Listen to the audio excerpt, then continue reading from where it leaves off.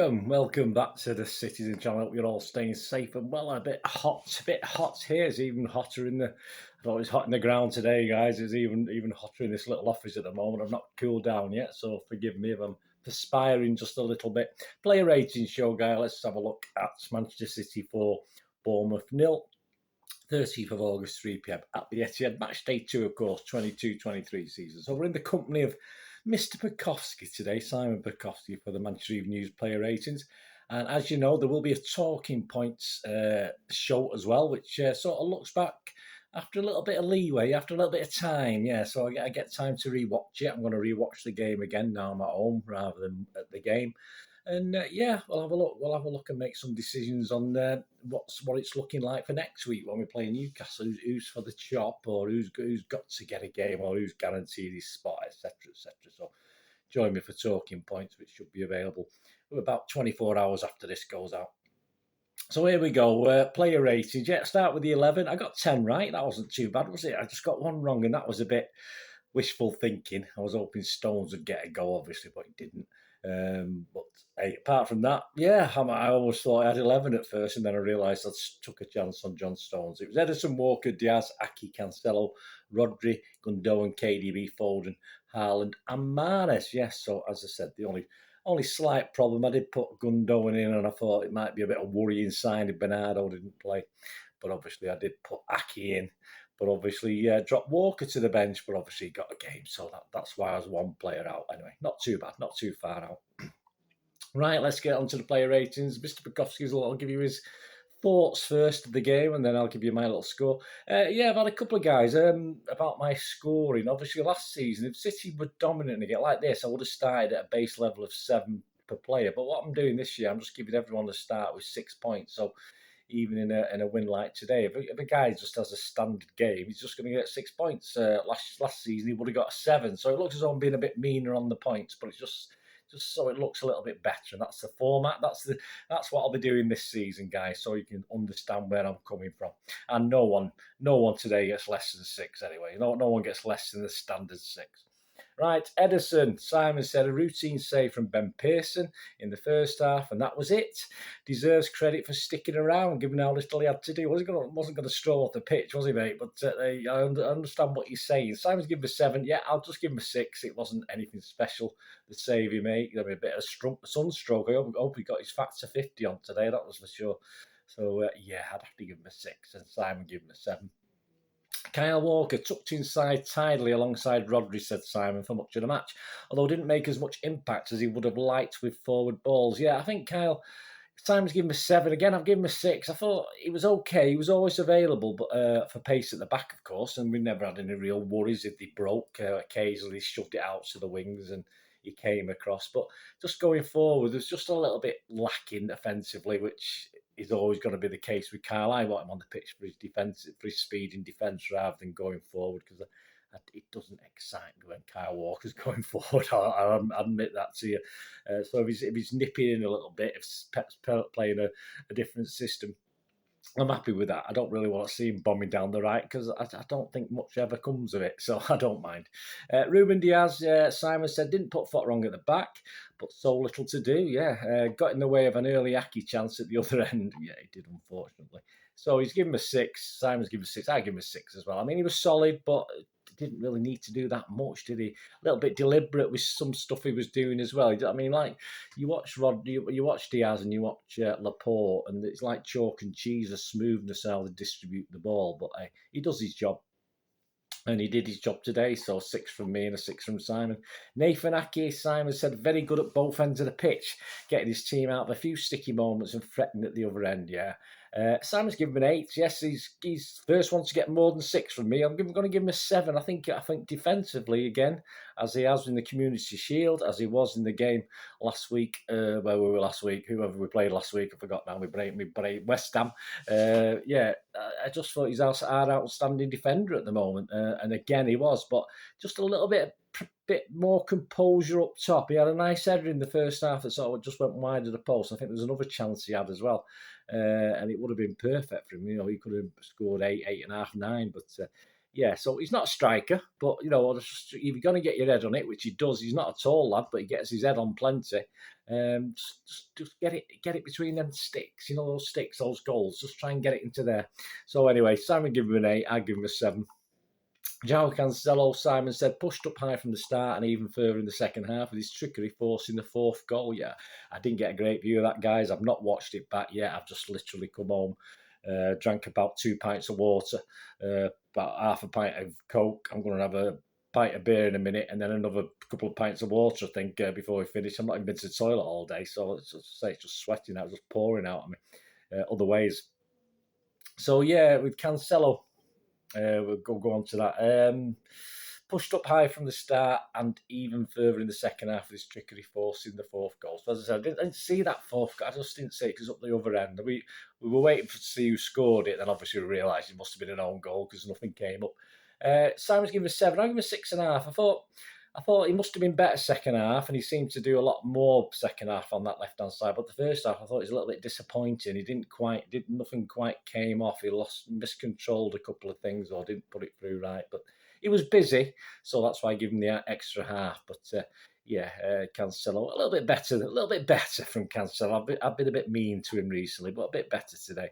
Rodri Simon said played with impeccable timing, nipping in to stop rare Bournemouth counters before they began and making important contributions to the attack. Simon's given him an 8. Yeah, I've given him a 7. I think he missed a couple of opportunities up top. I think a Rodri's rocket was a bit of a Rodri's damp squib wide of the post, and I think there was a headed one as well where he did everything right, but he just didn't head it hard enough or on target. But he was all over the place, wasn't he? I mean, I noticed that in this weather as well. I forgot to mention, didn't I? I mean, both sets of players in this weather. I know they had the water breaks, etc. But God, it's just watching it. It was horrible. Imagine playing in that. But all credit to him. All credit to both teams. And Rodri was just non-stop all over the place. Good game. So Sam giving me 8. I've given him a 7. Gundogan, another excellent performance from the skipper, said Simon, and he picked up where he left off with another significant goal at the Etihad. Yeah, he took it well. I think he had another chance he perhaps could have done a little bit better with. Simon's given an 8. I've given a 7.5. A nice goal, and he prowled around that middle, doing mainly simple things, but doing those simple things well. And that's all we can ever really ask, isn't it? If you're going to do simple things, make sure you do it well. And that's what he does at Ilkay. Say another goal. So that's all. Or string to his bow, if you like. Kevin De Bruyne, well, here we go. City's best player, said Simon. I'm not going to disagree. He looks as fresh as a beaming Pep Guardiola reckons he is, and ran the show again with a goal and an assist. I mean, again, consider the conditions. He was absolutely all over the place. I mean, Simon's given him an 8. I'm not going to argue with that. I'm going to give him an 8 as well. Please, just please stay fit. That's all we can ask with Kevin. He ignored the heat and just pulled, and he stayed on. He stayed on as well. I mean, he doesn't get pulled off. He just pulled all the strings. Another great performance from Kevin. Fantastic stuff. So many things nearly came off of it. Brilliant. Riyad Mahrez, Simon says, stayed on the pitch for the 90, but were disappointed not to have troubled the Bournemouth defence more, especially after getting his left back booked in the opening minutes. Yes, so Simon's given him a 6. Yeah, I've only given him 6. He started very, very well, actually. Looks as though it could be one of those games where he's going to be superb. And then he sort of fizzled out. He fizzled out in the first half. I'm not overly sure he did too much in the second half. I can't remember if he got sub now and stuff like that. But it was a bitty second half, wasn't it? I mean, say 3-0. I thought we might make it 4 or 5, but it was just under those conditions. To say with that heat, it was just a bit of a damp squib the second half anyway. And I think Mahrez, as I said, started very well and just fizzled out. I think that's what we could say about him. He didn't keep up his momentum of the first 10 or 15 minutes. Phil Foden, Simon said, made up for spurring an easy chance and ended another productive 45 minutes with a goal and an assist. Yeah, he's given him a 7. I give him a 7. The goal, or I think the keeper was probably onside. I'll be kind to the keeper. I thought the keeper had saved it. And then it just ended up in the back of the net at our end. So I got a good view of it, but it's just weird. I don't know what. He's not a good goalkeeper, but that's probably why they've got that lad from Barcelona, is it? They've got the goalkeeper from there who's probably going to step into his shoes, isn't he? He's just a big lad, but not brilliant. So, yeah, but not as noticeable as others, but supplied the goods. Phil Foden. That's all I can say really. So 7 from Simon, a 7 from me. And on to the big man, a difficult debut for Erling Haaland. Simon said, excellent work for the assist. It was really good, but will be disappointed not to have finished on the score sheet himself, screwing a chance wide after a number of near misses in the box. Yeah, he was flinging himself at everything. The ball was coming in.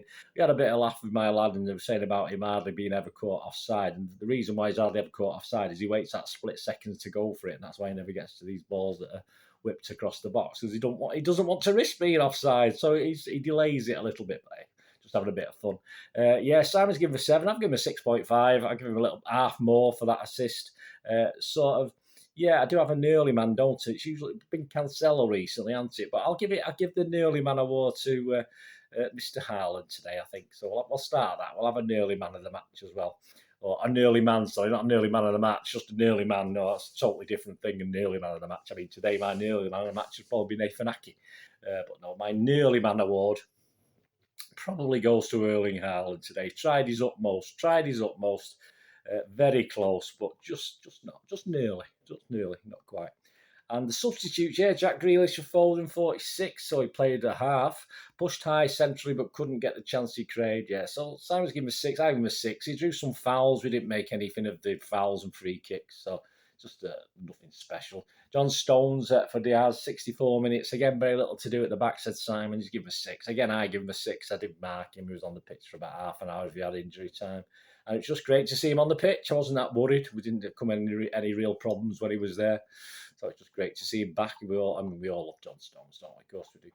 Bernardo Silva for Gundogan on 64 minutes. The fans showed how much they loved him, said Simon, and give him a 6. I'll give him a 6. I mean, there's no doubt. I mean, the atmosphere when Bernardo came on with the Bernardo song was tremendous, and he clapped the fans a couple of times because he was just...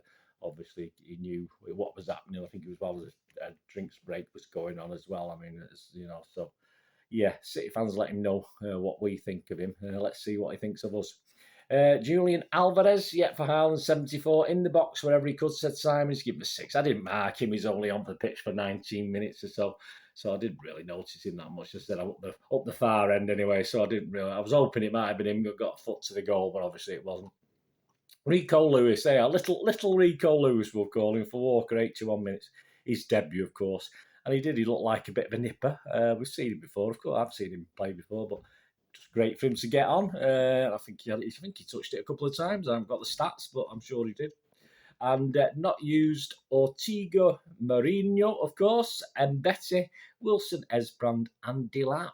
So it's not much left, is there, in the squad, guys? This small squad we've got. And I say Gomez isn't exactly experienced, is he? So there you go. Man of the match. Well, let me know what yours are, guys. Let me know what your player ratings are. Please tell me what you think. And as I say, my basis was 6. No one got less than a 6. And of course, the player who got the most today is going to be my man of the match. And sometimes it doesn't work like that, but today it does. That's absolutely KDB, of course, would be man of the match. I was to say the nearly man of the match. I think Nathan Ake. I thought Nathan Ake was excellent, but I think KDB, just for the sheer guts of running that around that pitch for 90.